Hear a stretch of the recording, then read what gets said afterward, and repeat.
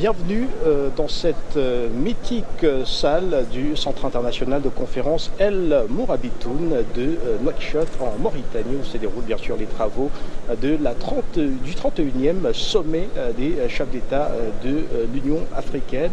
Je ne serai pas seul pour commenter cette ouverture des travaux qui s'est tenue dans cette salle même. Je serai en compagnie de notre ambassadeur François Bikoro, ambassadeur de la cause panafricaine. Merci d'être là. Merci de m'avoir fait l'honneur de commenter avec vous cet instant historique que l'Afrique est en train de vivre, celui des convictions de vouloir avancer. Et je pense qu'il faudrait qu'à l'issue de notre entretien, que les Africains et les panafricains du monde entier soient rassurés qu'effectivement les Africains commencent à prendre leur destin en main. Voilà, et donc c'est dans cet auditorium qu'a eu lieu l'ouverture des travaux tout à l'heure, une ouverture dite par Paul Kagame, président en exercice de l'Union africaine, qui dans un discours assez exceptionnel n'a pas manqué de revenir sur les grands enjeux sur le continent africain. D'abord, on l'a suivi, entre autres, évoquer la zone de libre-échange continentale. La mise en place traîne un tout petit peu. Il a invité les États qui n'ont pas encore rejoint ce grand projet qui vise donc à faciliter les échanges économiques entre les États du continent africain, à ne plus traîner le pas et à faire comme les 25 pays qui ont déjà accepté de suivre cette dynamique.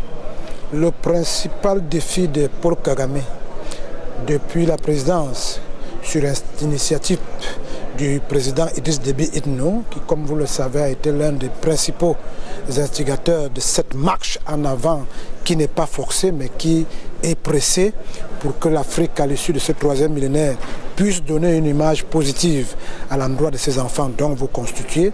Paul Kagame, disais-je, avait donc reçu le mandat de l'ensemble de ses pairs pour conduire la fameuse réforme institutionnelle et structurelle de l'Union africaine qui, comme vous le savez, continue à être perçue par les Africains et surtout les gens qui coopèrent avec l'Afrique comme étant un syndicat de chefs d'État. Et comme vous le savez très bien, une certaine opinion pense que nos chefs d'État sont pris en otage dans les accords de coopération qu'ils avaient fait avant. Et Paul Kagame estime, lui qui est en train de faire une mutation dans son pays, qu'il est possible qu'un pays africain puisse se faire dans une coopération non pernicieuse avec l'Occident. Il demande donc, et c'est dans ce sens, qu'il demande qu'on accélère la réforme institutionnelle, que l'on sache si l'Union africaine n'est pas la couleuvre bis de l'organisation de l'Union africaine, l'unité africaine, qui elle n'était pas mauvaise parce qu'il fallait construire une unité à l'approche des indépendances des États africains. C'est pour cela qu'il pense qu'il y a quand même quelques petites choses qui, des mises en œuvre, vont permettre une meilleure compréhension collective et communautaire des velléités de l'Afrique d'être unie. Et dans ce sens, vous conviendrez avec moi que s'il y a une migration posée, stable, entre les différents peuples africains, pourquoi on irait encore chercher en Europe à acheter le fil à couper le beurre, alors qu'on peut le trouver en Mozambique, on peut le trouver au Zimbabwe, comme on peut le trouver à Yaoundé, comme à Douala. Et ça va régler les problèmes de sécurité, ça va régler les problèmes économiques et autres. Mais il est vrai, comme on le dit toujours, on ne soigne pas en 5 minutes une maladie que l'on traîne depuis 1960. On peut donc comprendre quelques réticences et le harassement presque du président Kagame, qui pense que si on lui a demandé de faire ce travail-là, il faut que tout le monde y aille. Et comme je le dis toujours, et ce n'est pas un hasard qu'à l'approche de ce sommet, le G5 Sahel, qui est justement une matrice visible de cette volonté des États africains de se mettre ensemble lorsqu'ils font face à un problème. Ce n'est pas un hasard qu'à ce moment précis-là, le quartier général ait été bombardé par les djihadistes. Et effectivement, la question du terrorisme qui a été très très présente depuis le début des travaux ici à Nouakchott en Mauritanie. Et d'ailleurs, on a suivi le président en exercice de l'Union africaine revenir sur cette question-là en saluant au passage le combat des peuples du continent africain contre le terrorisme. Il a salué les Zimbabwéens dont le président a été visé par un attentat. Il a salué les Éthiopiens également, dont le Premier ministre a été visé. Il a salué également au passage tous les États du continent qui en ce moment souffrent de la question du terrorisme. Mais on va évoluer rapidement avec un autre point qui a été retenu dans le discours du président Paul Kagame. C'est bien sûr cette question toujours relative, restons d'ailleurs sur le terrorisme plutôt, et donc Paul Kagame qui pense qu'aucun développement aujourd'hui n'est possible sans qu'il y ait une paix et une stabilité durable. C'est tout à fait évident, c'est pour ça que je vous ai dit tout à l'heure qu'il n'y a pas de hasard dans l'histoire des hommes. Il y a des proximités et des similitudes.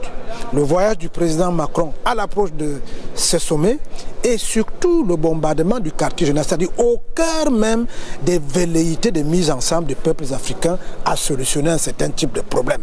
Et les problèmes exogènes comme ceux du terrorisme qui ne nous appartiennent pas mais dont nous subissons les affres aujourd'hui, vous conviendrez avec moi que le G5 Sahel a commencé à démontrer que cela est possible.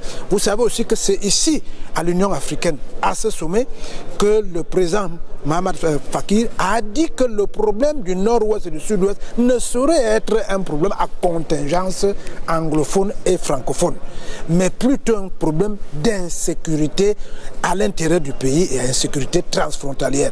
Vous voyez que même les concepts et les langages commencent à être africanisés pour une meilleure réputation de la possibilité pour les Africains de participer à la résolution de leurs problèmes. Donc, les questions de terrorisme, aucun pays au monde ne peut se développer lorsque les opérateurs économiques ne sont pas en sécurité, lorsque les producteurs ne sont pas en sécurité, lorsque les consommateurs ne sont pas en sécurité. C'est ça qui explique notre extrême dépendance vis-à-vis des pays occidentaux, parce qu'on ne peut pas travailler dans les questions d'insécurité, on ne peut pas travailler dans les questions d'instabilité. C'est pour cela qu'il faut solutionner ce problème. Et ça ne peut se faire que si on règle justement les questions des barrières douanières et économiques, parce que vous savez très bien que chaque fois qu'il y a une difficulté, l'être humain cherche à contourner la difficulté. Ça peut se faire par la force, ça peut se faire par l'incompréhension, comme ça peut aussi se faire de façon illégale. Et je pense donc que la thématique, justement, rentre dans ce sens. Si on règle les questions de corruption, et j'ai été très enjoué de savoir que l'Afrique a fait un diagnostic rude, en disant que les questions de corruption sont à 70% créées par le système des Nations Unies, les organisations internationales du système de Bretton Woods, c'est-à-dire le FMI et la Banque mondiale, qui amènent les multinationales à torturer les législations locales sur les questions de gouvernance pour qu'on donne à qui ou à l'autre un marché ou alors qu'il gagne un contrat de réalisation de quelque chose. Donc tout ceci ne peut être résolu, que si les questions transfrontalières sont réglées, elles ne peuvent pas être réglées lorsque des hordes de bandits peuvent aller d'un coin à un autre sans qu'on sache. Et tout ça, c'est pour ça qu'on a dit qu'il faut un passeport africain, parce que parfois aussi, et on l'a vu dans le cas de notre pays, le Cameroun, on a trouvé des expatriés se retrouvant dans les rangs de Boko Haram et certains dans les rangs de l'Amazonie, si vous me permettez l'expression. Or, avec un passeport africain, avec une possibilité pour chacun de pouvoir commercer avec son frère et son cousin et tout ce que vous voulez et son voisin, vous convenez avec moi qu'on va régler de moitié ces questions de sécurité. Donc je pense vraiment que les chefs d'État africains sont dans leur bon droit. Mais comme je le dis toujours, chaque chef d'État, chaque leader, qu'il soit économique, qu'il soit politique ou culturel, ne peut avancer que si en regardant par derrière, il y a une masse critique populaire qui comprend là où on va et qui pousse le président à aller jusqu'au bout, quels que soient les obstacles qu'il rencontre. Il est donc de bon ton qu'à l'issue de ce sommet, malgré les velléités de nous faire peur en allant attaquer le quartier général du G5 Sahel, malgré les velléités de nous amener dans des combats qui ne sont pas le nord-sud, musulmans, chrétiens, rabochois et tout cela, il faut que les Africains sachent que, en expliquant bien, en se mettant derrière nos chefs d'État, il est possible qu'ils fassent la mutation. Et la mutation est en train de se faire, on peut en parler, à peut-être reposer quand on va rentrer dans nos studios, mais je pense que ce que nous avons vécu ici aujourd'hui, c'est la conviction. On avait besoin d'une conviction pour que les chefs d'État soient convaincus que le chemin vers lequel les peuples les amènent est le meilleur. Et une fois que cette conviction est mise en place, M. Fondop, j'attends que les panélistes d'Afrique Média encouragent ces chefs d'État. J'attends que dans les universités, que l'on enseigne cette volonté éthiquée, certes, mais une volonté tout à fait réaliste pour les chefs d'État africains de nous léguer un pays où on se sent, un continent où on se sent à l'aise. Et ça, c'est le principal défi, parce que nous allons passer d'une année électorale. Les organisations de la société civile, les intellectuels, les professeurs d'université, et vous les jeunes surtout, est-ce que vous aviez bien compris quelle est la marche qui se met aujourd'hui pour que l'Afrique vous revienne intacte, parce que l'Afrique d'aujourd'hui sera le monde de demain. Et rappelez également que à côté du discours d'ouverture du président Paul Kagame, il y a eu l'allocution du président de la commission de l'Union africaine, Moussa Faki Mahamat, qui a salué des avancées notables sur le continent africain en matière de paix et de sécurité. Il a salué l'accord qui a été trouvé entre l'Éthiopie et l'Érythrée. Il a également salué l'accord au Soudan du Sud pour le retour de la paix, sans toutefois oublier de déplorer certaines situations sécuritaires, notamment à l'ouest du Cameroun, qui demeure, ambassadeur. Ce qui m'a rassuré, parce que vous savez qu'il faut le dire à vos téléspectateurs, surtout aux panafricanistes, quelques illuminés ont cru devoir faire le déplacement pour venir ici à Nouakchott, pour tenter de faire la mobilisation populaire et médiatique qu'ils avaient fait à l'Assemblée générale des Nations Unies pour le cas de la question de l'insécurité dans le nord-ouest et le sud-ouest du Cameroun. Il faut féliciter M. Moussa Faki Mahamat qui, au nom de l'Union africaine, a dit à ces gens que la question du nord-ouest et du sud-ouest, bien sûr, c'est sur la base d'un plaidoyer que le PDG d'Afrique Média a fait, puisque votre média fait partie des médias de l'Union africaine. Donc, il a été clair, la question du nord-ouest et du sud-ouest est une question de sécurité. C'est l'insécurité qui s'est mise en place. Des bandits de grands chemins veulent créer la peur. Et ceci, ça n'a rien à voir avec les questions géolinguistiques. Ça, c'est déjà une bonne chose. Ça a découragé les gens qui sont venus avec des pancartes pour barrer la voie au premier ministre du gouvernement du Cameroun.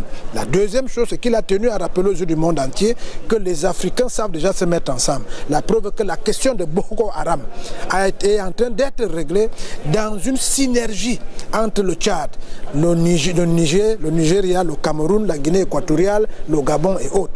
Donc, il faut simplement que le système des Nations Unies apporte le soutien nécessaire, mais que surtout la dérive langagière dans laquelle c'est mieux les acteurs politiques de la sous-région parce qu'ils voient les élections cesse.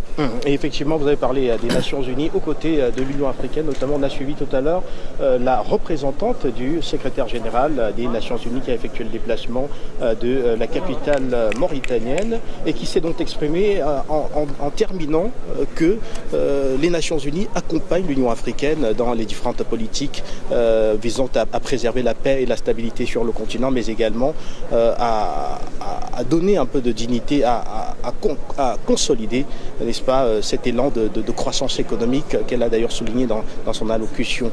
Autant on peut l'avoir reproché à l'Union africaine de faire beaucoup de grandes intentions, on peut se poser des questions sérieuses sur les multiples grandes intentions du système des Nations Unies lorsque des questions transfrontalières, transcontinentales, comme celle de l'insécurité qui tenaille l'Afrique, qui n'est pas à l'origine ni en cause, ni en quoi que ce soit pour ces questions, on peut se poser des questions. Faut-il que tout le Cameroun soit mort, que tous les Nigérians soient morts, que tous les Centrafricains soient morts pour que le système des Nations Unies quitte du domaine des intentions au domaine de l'action? Donc, on n'est pas contre le fait que chaque sommet, les Nations Unies viennent nous dire nous sommes prêts à faire ceci. On avait créé le système des Nations Unies pour que plus jamais la catastrophe de la Première et la Deuxième Guerre mondiale qui a anéanti les efforts de développement de l'Occident, que cela n'ait plus jamais lieu. On ne peut donc pas comprendre qu'on attende que la Centrafrique soit en lambeaux pour commencer à y réfléchir, qu'on attende que le Cameroun soit en lambeaux pour commencer à y réfléchir, qu'on attende que le Tchad soit en lambeaux, que le G5 Sahel soit en lambeaux. C'est d'ailleurs l'occasion ici pour féliciter les forces de défense et de sécurité de l'ensemble de ces pays qui ont compris qu'en attendant que le système des Nations Unies apporte les moyens, il vaut mieux qu'eux-mêmes y trouvent des solutions. Tirons un coup de chapeau que sur la base de la sonnette d'alarme qui a été tirée par le président Kagame au nom de toute l'Afrique, que le système des Nations Unies se soit enfin réveillé pour se dire qu'au-delà des paroles, au-delà d'apporter l'aide humanitaire lorsque la situation a déjà eu lieu, actuellement l'Afrique a besoin non pas d'aide, mais que les Nations Unies jouent effectivement leur rôle, le rôle de soutien, parce que nous avons fait en Afghanistan, nous avons fait dans d'autres pays, le rôle de soutien aux velléités de construction d'un État prospère, d'une nation prospère, d'une Afrique prospère, et non seulement des intentions. Et toujours en parlant bien sûr de la stabilité du continent africain, était également présent à cette cérémonie d'ouverture, et on a d'ailleurs suivi le discours, le secrétaire général de la Ligue arabe, qui également a salué l'Union africaine dans ses efforts consolidés pour le maintien de la paix et de la stabilité sur le continent africain. Il a salué la MISOM en Somalie dans la lutte contre le groupe terroriste Al-Shabaab, et également renouveler le soutien des États de la Ligue arabe à l'Union africaine dans cette dynamique. Je crois qu'il faut mettre un point d'honneur sur cette intervention. Vous savez que l'ensemble des pays, la moitié des pays africains aujourd'hui sont encore debout parce que justement le monde arabe est venu en aide à l'Afrique. Je ne parle pas ici de la Chine, mais le monde arabe. J'allais dire le monde islamique. Et à contrario, comme avec les attentats que l'on observe à gauche et à droite, il y a comme une repulsion organisée dans le subconscient des Africains contre le monde arabe. En ce sens qu'on veut donner l'impression, alors qu'on sait que Carlos a existé en son temps, c'est l'un des premiers terroristes au monde entier, mais on veut donner l'impression que toutes les questions d'insécurité qu'il y a dans le monde sont dues au fait que ça vient du monde arabo-musulman. Nous sommes au contingentement de la guerre de tranchées entre le monde judéo-chrétien, qui est occidental, et le monde arabo-musulman. Donc c'est une bonne chose que la Ligue arabe nous rassure qu'elle sera toujours à nos côtés, parce qu'elle-même elle est victime de cette incompréhension, de cette démobilisation, de cette désinformation organisée par les médias occidentaux pour donner l'impression que tout ce qui nous arrive aujourd'hui, c'est parce que nous sommes au milieu de la guerre de tranchées entre le monde arabo-musulman et le monde chrétien. Mais quand vous allez dans un pays comme le Sénégal, 97% de l'investissement qui est fait depuis 20 ans est fait par le monde islamique et le monde arabe. Mais malheureusement, 75% des revenus qui en ressortent sont mis dans l'escarcelle des multinationales françaises. On peut se poser des questions. Mais nous disons, si l'Afrique prend conscience, si l'ensemble des peuples africains prend son destin en main, au lieu de toujours donner l'impression que nos destins sont suspendus à la volonté de nos chefs d'État, je crois qu'on arrivera à un monde où, quand les gens viennent commercer avec l'Afrique, quand ils viennent coopérer avec l'Afrique, ils savent que les Africains ne sont pas des moins que rien, et ce sera ce qu'on appelle le commerce doux, le commerce qui permet que chacun puisse trouver son compte. Mais en dehors de ça, que personne ne nous choisisse un partenaire précis. Le multi-partenariat, c'est celui qui va sauver l'Afrique, c'est celui qui va sauver le monde. Donc, le fait que le monde arabe nous ait rassuré quel c'est le travail que nous faisons, qu'elle nous ait rassuré qu'elle-même, elle en est victime, donc on ne peut pas faire autrement. Il vaut mieux que nous soyons ensemble pour une meilleure compréhension de cette iniquité internationale qui fait des victimes, que ce soit en Occident, que ce soit en Afrique, que ce soit en Asie, que ce soit dans le monde arabe. On est obligé d'être soudés, quelle que soit notre volonté de vouloir présenter encore l'hégémonie économique, l'hégémonie politique comme étant le principe de gouvernance du monde entier. Effectivement, et on chemine déjà vers la fin de ce plateau spécial qui vise à commenter les grands axes dans les différents discours qui ont été tenus ce matin à l'ouverture des travaux donc de la conférence des chefs d'État de l'Union africaine ici à Nouakchott, au centre international de conférence Al-Mourabitoun, flambant neuf, construit spécialement pour cet événement. On va sortir de là en commentant une autre présence assez remarquée ici, c'est la présence du représentant du chef de l'autorité palestinienne, Mahmoud Abbas, qui n'a pas pu effectuer le déplacement, et on a suivi tout à l'heure un discours où son représentant n'a pas oublié de rappeler que les Palestiniens n'acceptaient pas le choix d'Israël de désigner Jérusalem comme étant la capitale d'Israël. Mais on a été un peu touché par cela parce que nous sommes ici au cœur de l'Union africaine et l'on ne connaît pas très exactement quelle est la position de l'Union africaine sur ce choix d'Israël et sur d'ailleurs l'adhésion des États-Unis. Les irrédentismes entre les puissances, qu'elles soient philosophiques, c'est-à-dire arabo-musulmans, judéo-chrétiens, qu'elles soient économiques, c'est-à-dire entre la Chine et le monde occidental, qu'elles soient culturelles, ne doivent pas dériver l'Union africaine de son véritable objectif. Et dans ce sens, vous conviendrez avec moi que l'organisation de libération de la Palestine de M. Yasser Arafat a bénéficié essentiellement du seul et unique soutien pour qu'elle soit debout aujourd'hui, qui a mené à la reconnaissance de l'autorité palestinienne de l'Afrique et uniquement de l'Afrique.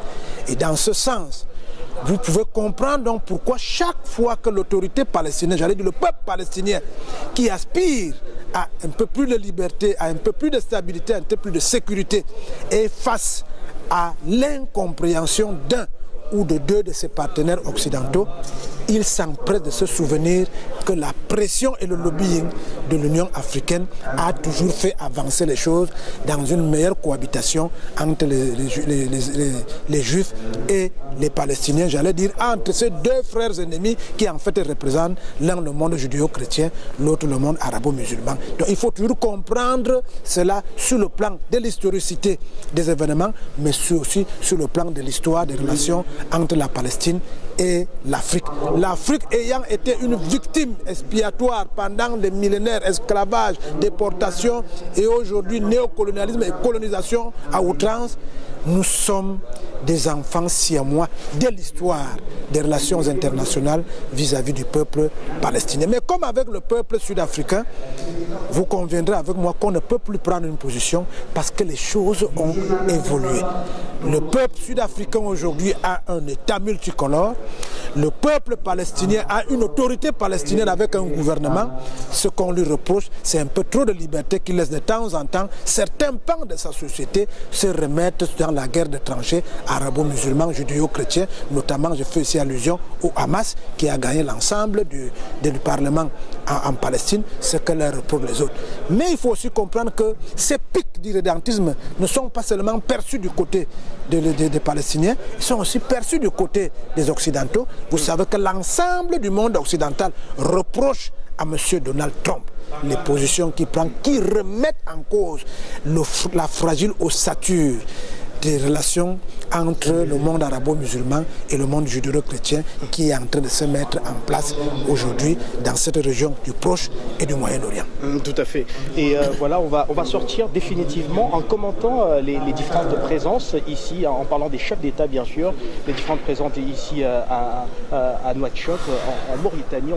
On a vu le président Omar El-Béchir effectuer le déplacement. Le président Omar El-Béchir était bel et bien dans cette salle au moment de l'ouverture des travaux. On a vu le président Idriss Déby Itno du Tchad, on a également vu le président des Comores, plusieurs chefs d'État, à peu près une vingtaine de chefs d'État présents ici dans cette salle. Vous savez que dans les sommets comme ceci, ce n'est pas le fait que tout le monde soit venu, c'est le fait que tout le monde soit d'abord représenté. Mais il y a des figures emblématiques qui font avancer le débat dans notre relation, dans la coopération internationale. Omar El-Béchir. Et je voudrais que les téléspectateurs s'en souviennent. C'est Afrique Média qui a participé parce qu'il faut que les intellectuels, que la société civile participe à l'avancée de la démocratie africaine, du développement africain. Nous nous sommes déplacés à la veille du sommet de Durban, vous vous souvenez, à cette époque où la CPI avait décidé de faire arrêter le président du Soudan, autant pour moi, au cours de ce sommet. Le défi était ici de démontrer que l'ensemble des Africains sont tellement des imbéciles que c'est en terre africaine, à l'occasion de la réunion de l'Union africaine, que nous-mêmes nous avons fait arrêter un chef d'État élu avec la souveraineté dont il faut heureusement, le lobbying qui a été le nôtre au plan de la communication. Et moi je ne suis pas modeste, c'est la modestie du domaine des pauvres et des couards.